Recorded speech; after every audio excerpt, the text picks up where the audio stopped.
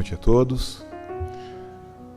Falar sobre o Evangelho de Jesus Cristo é sempre uma alegria, pois é um momento que nos une a todos através dos nossos melhores sentimentos. Principalmente nós que estamos aqui hoje em busca do acolhimento, do consolo e do esclarecimento. Quando nós vemos essa afirmativa, ajuda-te que o Senhor te ajudará, nós vamos perceber que ela está em várias passagens do Novo Testamento, que traz os ensinos de nosso Senhor Jesus Cristo por intermédio dos evangelistas. E a doutrina espírita, ela vem complementar, trazendo os ensinamentos e os esclarecimentos da fé raciocinada. Já de início fica a pergunta: quantos de nós realmente buscamos o necessário consolo ou esclarecimento? Essa pergunta é bastante pertinente, porque muitas vezes nós esquecemos que esse consolo, esse esclarecimento, essa solução que buscamos para os nossos problemas depende primeiramente de nós. E quando nós vemos isso, nós também podemos perguntar, mas se eu já estou precisando de ajuda, primeiramente eu preciso me ajudar, cabe a mim a construção dessa ajuda? Nós vamos ver que sim. Muitos de nós acreditamos que a espiritualidade e os espíritos vão resolver todos os nossos problemas. Muitos vêm até a casa espírita para fazer um tratamento espiritual na esperança que, uma vez feito o tratamento, todos os nossos problemas vão se resolver. Que cheguemos com os nossos problemas aqui e, ao sairmos, os problemas vão ficar aqui na casa espírita. É bom que saibamos que isso não acontece, tá?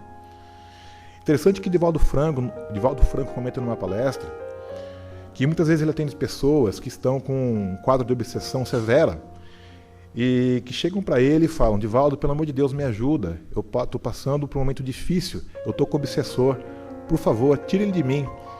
E Divaldo comenta, fala: tudo bem, eu vou tirar o obsessor, mas eu vou colocar ele onde? Porque eu não quero ele comigo, não. E por que Divaldo fala isso? Porque não é simples assim. A obsessão em si, ela requer ajuda, tratamento, orientação da pessoa e do obsessor. Isso leva tempo. Devemos considerar também que existe um motivo para aquela obsessão ocorrer. Então nós devemos ter a ciência que os problemas são nossos e a responsabilidade é nossa de resolvê-los. E muito embora essa responsabilidade seja nossa, Deus nos concede a possibilidade de buscar ajuda para transpor esses problemas. E essa afirmativa, ajuda-te que o céu te ajudará, vai justamente nesse sentido. Que cada um de nós construamos a ajuda que queremos para nós. Vem nos esclarecer que antes de buscarmos a ajuda do céu, nós devemos fazer o que nos compete para conseguir essa ajuda.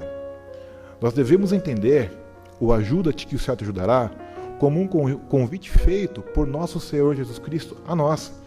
Um convite ao progresso material, moral e espiritual. E isso está inserido nas leis de Deus. No livro Evangelho segundo o Espiritismo, Kardec nos diz o seguinte, no capítulo 25, no item 2. Do ponto de vista terreno, a máxima buscai e achareis é análoga a essa outra. Ajuda-te a ti mesmo, que o céu te ajudará, que é o que estamos falando aqui.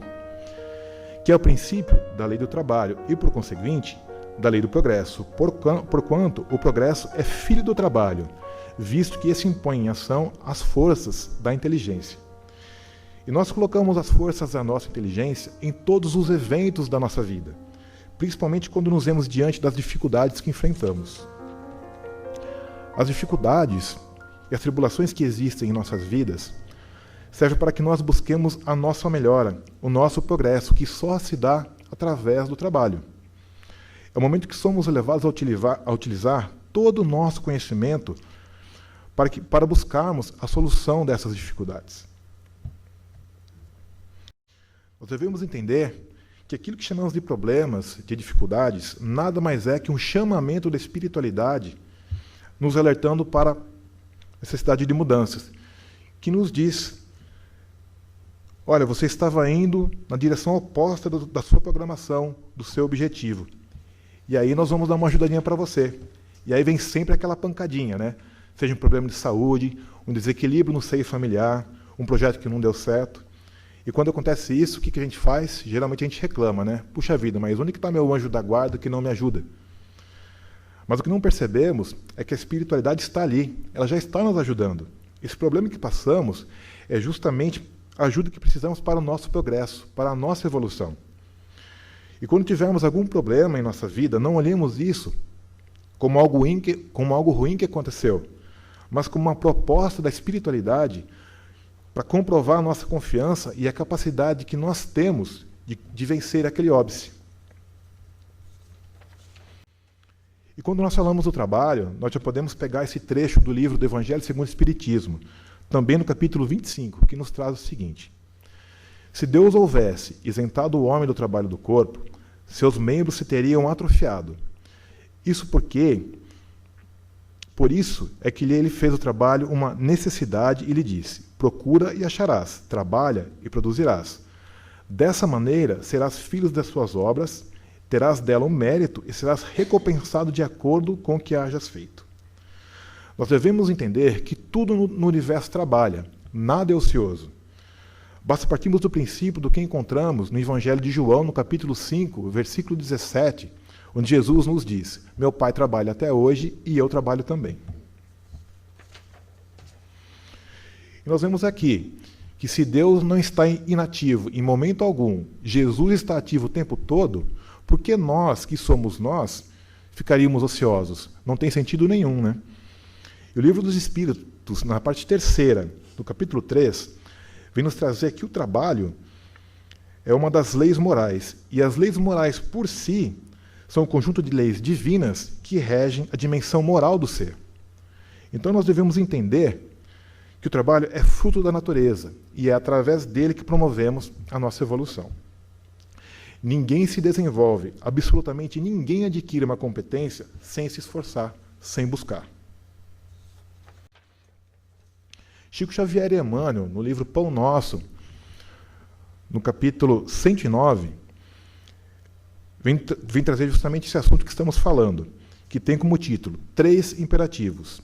E eu vos digo a vós: pedi e obtereis, buscai e achareis, batei e abrir-se-vos-á. Que está no Evangelho de Lucas, no capítulo 11, no versículo 9. Pedi, buscai, batei. Esses 3 imperativos recomendados por Jesus não foram enunciados sem um sentido especial.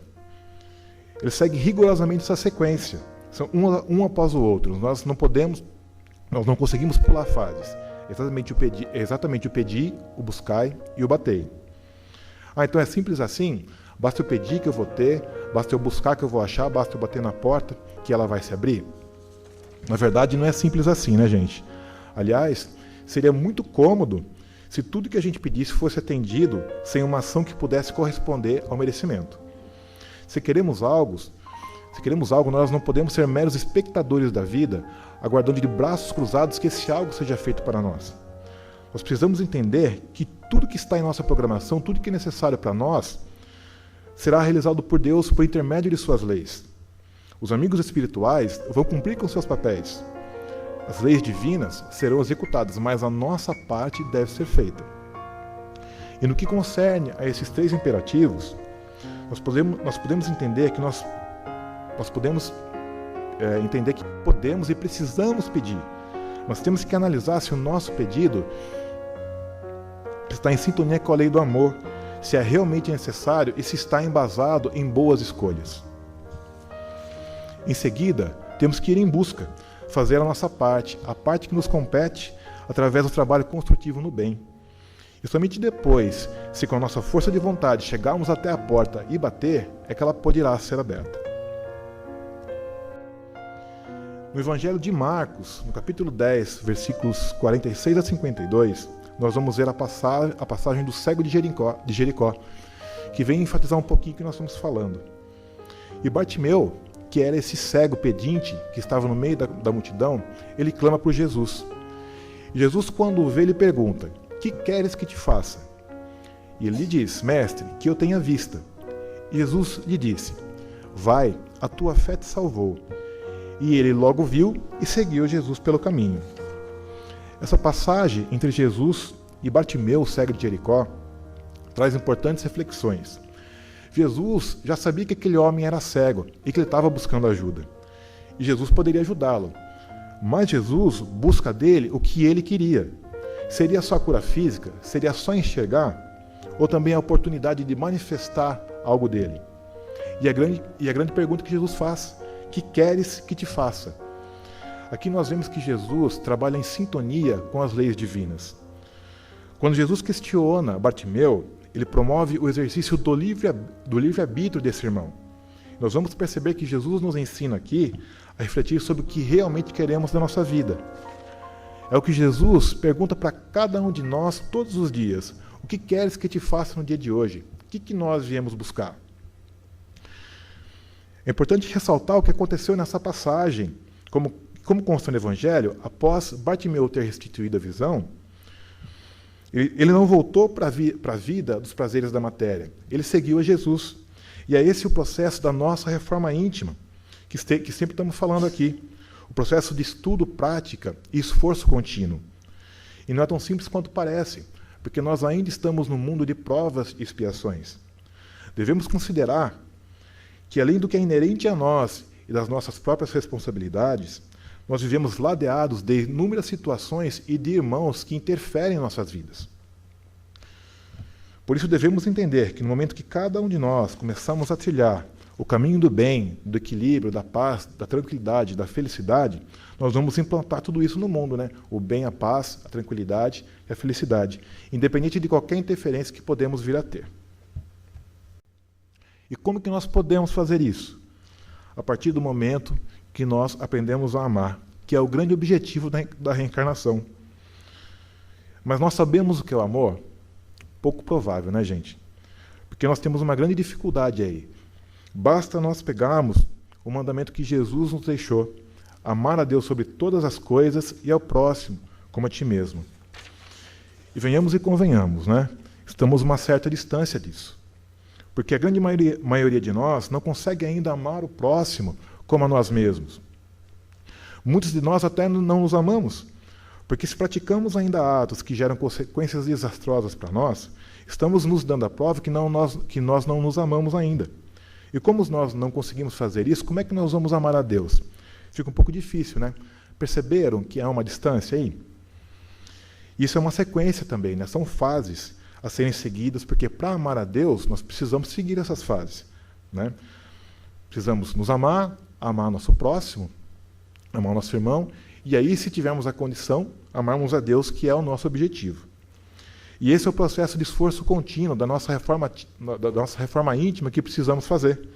E nós vamos chegar lá, basta perseverar. E é certo que nós podemos ser ajudados pela espiritualidade. E quando a ajuda vem, nenhum de nós podemos dispensar essa ajuda. Mas como nós vimos, também não podemos esperar que Deus ou os espíritos façam o que compete a cada um de nós. Então, como exemplo, quem está desempregado, o que essa pessoa precisa fazer? Precisa enviar currículo, precisa ir até uma empresa, até uma agência de emprego, precisa conversar com amigos e falar que ele está em busca de emprego, porque se essa pessoa ficar inerte, o emprego não vai cair do céu, não é verdade? Um outro exemplo, quando alguém precisa fazer uma prova, um exame, um concurso, o que ela precisa fazer? Ela precisa estudar, precisa se preparar, porque senão ela não vai atingir o objetivo dela. E tem muitos que afirmam, né? Deus tem que me ajudar, tal espírito tem que me ajudar, como se fosse um comando, né? E esperar que Deus ou os espíritos nos dê um trabalho ou faça alguma prova ou concurso no nosso lugar, isso é ingenuidade, né, gente? Isso nunca vai acontecer. A espiritualidade não vai fazer nada para o nosso comodismo, porque não corresponde à lei do mérito ou da justiça divina. Em contrapartida, tem aquelas pessoas que afirmam que não precisam de ajuda nenhuma, nem de Deus, nem de espírito, nem de ninguém, porque se julgam suficientemente capazes, inteligentes e que estudam muito. E nós temos que concordar de um lado e discordar de outro. Porque no exemplo aqui das pessoas que, no caso, estão fazendo prova ou concurso, né, muitos se preparam arduamente, têm tudo na cabeça.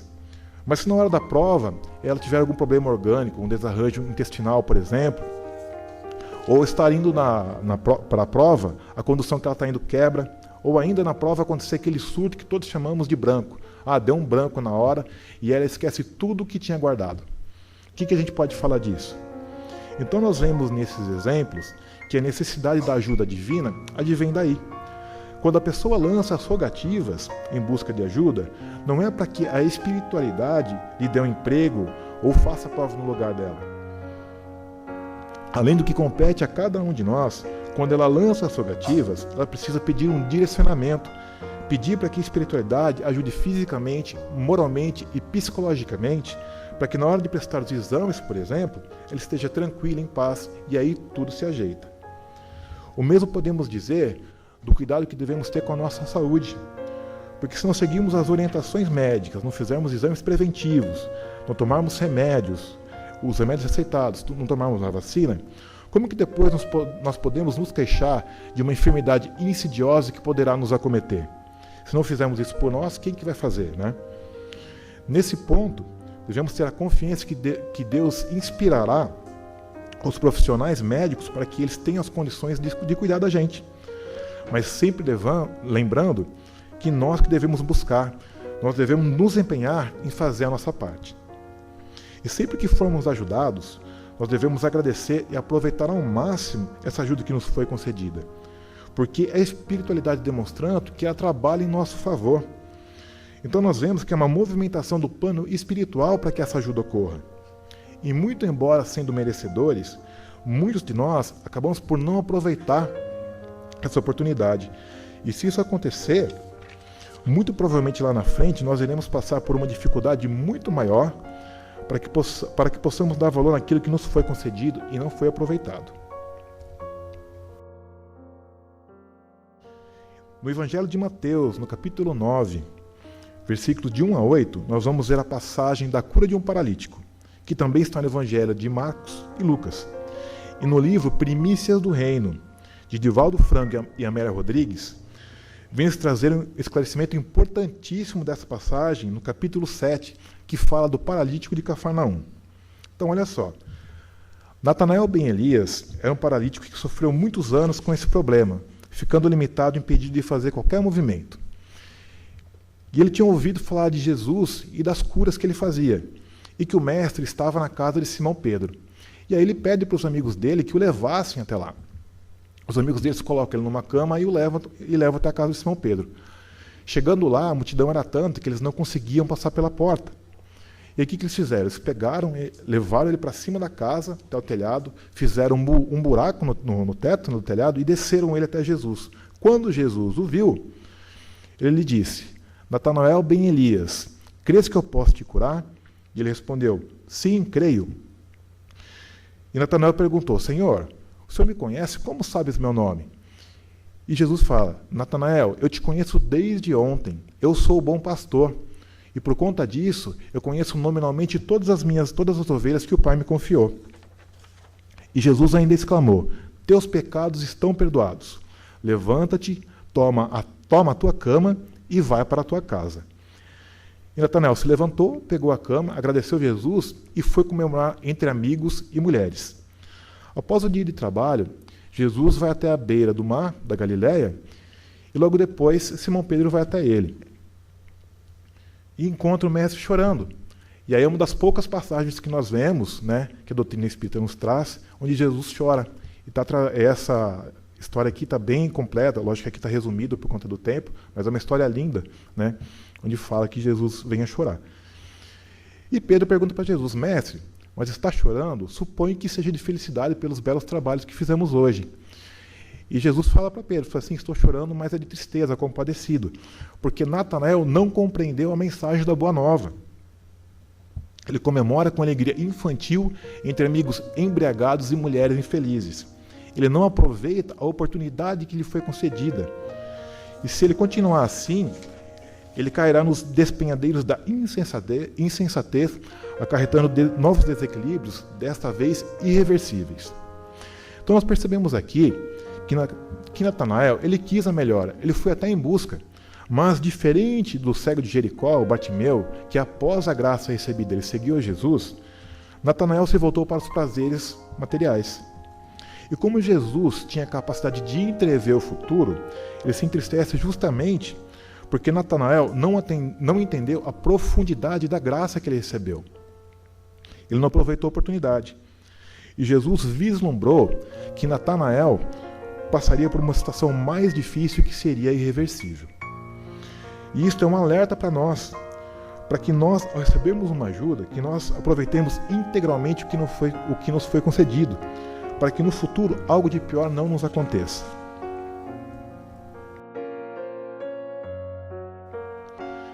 Essa ilustração, ela é de um belo quadro de um pintor até desconhecido, que eu presumo que a grande maioria aqui já tinha visto, né? Ou se não todos já viram, ou na internet, ou qualquer outro lugar, é que nós vemos Jesus batendo a porta de uma residência, do lado de fora.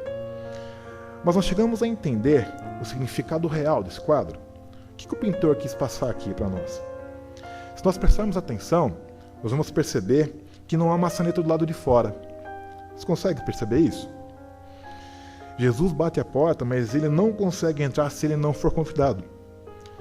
Então é necessário que nós abrimos a porta para que ele possa entrar, porque não há maçaneta do lado de fora.